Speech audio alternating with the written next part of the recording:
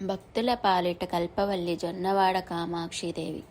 పార్వతీదేవి ప్రతిరూపమై పరమశివుని ఇష్టసఖి అయి అష్టలక్ష్ములకు అప్పచెల్లెలై జొన్నవాడ కామాక్షితాయి విరాజిల్లుతోంది. శ్రీ పొట్టి శ్రీరాములు నెల్లూరు జిల్లా బుచ్చిరెడ్డిపాలెం మండలం జొన్నవాడ గ్రామంలో పవిత్ర పెన్నా నది తీరాన కొలువై శరణిజొచ్చిన వారి కోరికలు ఈడేరుస్తూ భక్తుల కొంగు బంగారంగా విరాజిల్లుతోంది. ప్రజాపతుల్లో శ్రేష్ఠుడైన శప ప్రజాపతి యజ్ఞమాచరించాలని దక్షిణ భారత యాత్ర నిర్వహించారు. పవిత్ర పినాకిని నది అంటే పెన్నా నదికి ఉత్తర దిక్కున ఉన్న రజతగిరి ప్రాంతాన్ని యజ్ఞానికి అనువైనదిగా భావించి దక్షిణ అగ్ని, ఆహవనీయ అగ్ని, ఆరస్పత్యాగ్ని అను 3 అగ్నికుండాలు ఏర్పాటు చేశారు.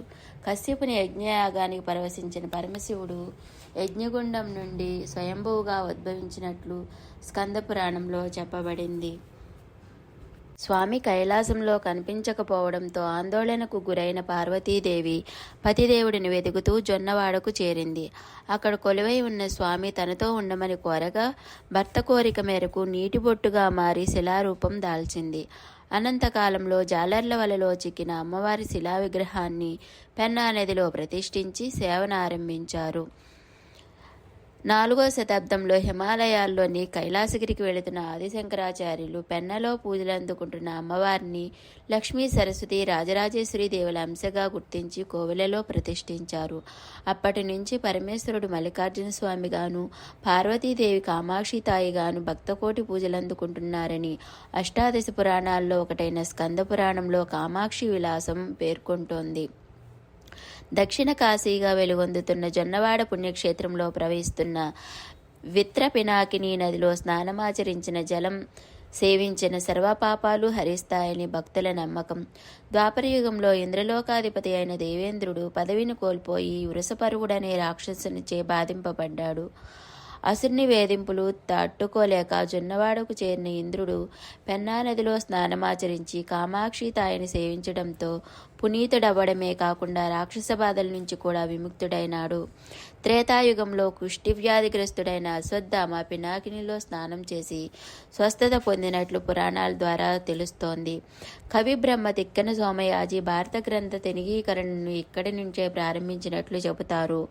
పురాణ కాలం నుంచి ప్రసిద్ధి చెందిన జొన్నవాడ క్షేత్రం దుర్వాసముని శాపానికి గురై 5 శతాబ్దాలు పూజా పునస్కారాలకు నోచుకోలేదు.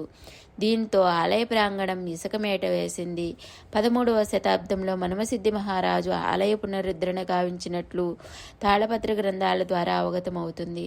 1969 ఏప్రిల్ మాసంలో అప్పటి కంచికామకోటి పీఠాధిపతి చంద్రశేఖరేంద్ర సరస్వతి ఆధ్వర్యంలో అమ్మవారికి మహాకుంభాభిషేకం నిర్వహించారు. అప్పటి నుంచి జొన్నవాడ క్షేత్రం దినదిన ప్రవర్ధమానమై వెలుగొందుతున్నది. శైవాగమ సాంప్రదాయ ఉత్సవాల ఆలయంలో సంప్రదాయ రీతిలో పూజాధికాలను నిర్వహిస్తారు. ప్రతి వైశాఖ బహుళ షష్ఠి నుండి అమావాస్య వరకు స్వామివార్ల వార్షిక బ్రహ్మోత్సవాలు కనుల పండుగగా జరుగుతాయి. 9 రోజుల పాటు నిర్వహించే బ్రహ్మోత్సవాలు రాష్ట్రం నలుమూల నుండే కాక పొరుగు రాష్ట్రాలైన తమిళనాడు, మహారాష్ట్ర, ఒడిశా నుంచి భక్తులు తరలివస్తారు.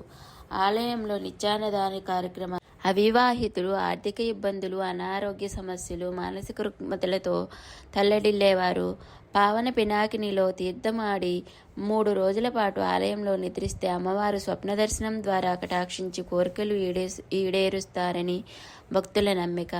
ఇంతటి ప్రాచీన ప్రసిద్ధ పుణ్యక్షేత్రం కొంతకాలం కాలగర్భంలో కలిసిపోయింది. దుర్వాసముని శాపానికి నది పొంగి ఆలయం నీట మునిగింది. కొంతకాలానికి పశువుల కాపరికి వింత కాంతిలో శివలింగం దర్శనమిచ్చింది. శివలింగం ప్రతిష్టాపన జరిగిన మరి కొంతకాలానికి బెస్తవారు విసిరిన వలలో అమ్మవారి విగ్రహం లభించింది.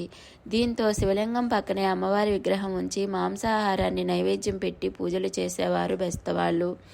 అయితే రాత్రి సమయాల్లో అమ్మవారి భీకర శబ్దాలతో భయపడిన బెస్తవాళ్లకు ఆదిశంకరాచార్యుల రాకతో ప్రశాంతత లభించింది.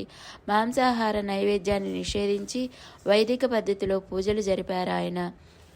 నాటి నుంచి అమ్మవారి శాంత స్వభావరాలయ్యారు. భక్తుల చెడుపీడలను తొలగిస్తూ వారి కోరికలను తీరుస్తూ స్వప్న దర్శనమిస్తూ భక్తులకు కొంగు బంగారంగా విలసిల్లుతున్నారు శ్రీ మల్లికార్జున స్వామి కామాక్షి తాయి అమ్మవార్లు. ఈ సందర్భంగా పూజారులు ధ్వజస్తంభానికి అన్నప్రసాదాన్ని సమర్పిస్తారు.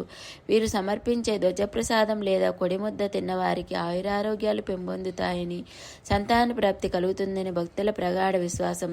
ఈ కొడిముద్దను దక్కించుకోవడం కోసం వివిధ రాష్ట్రాల నుంచి భక్తులు భారీగా బ్రహ్మోత్సవాలకు తరలివస్తారు. 6వ తేదీన గిన్నె భిక్ష జరుగుతుంది.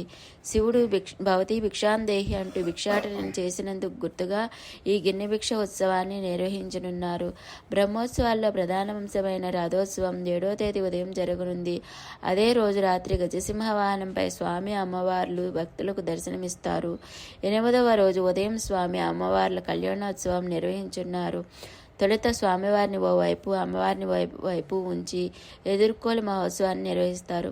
అందరూ సుఖ సంతోషాలతో వర్ధిల్లాలని కళ్యాణ సంకల్పం గావిస్తారు. మా వీడియో మీకు నచ్చినట్లయితే లైక్ చేయండి, షేర్ చేయండి, మా ఛానల్ సబ్స్క్రైబ్ చేసుకోండి.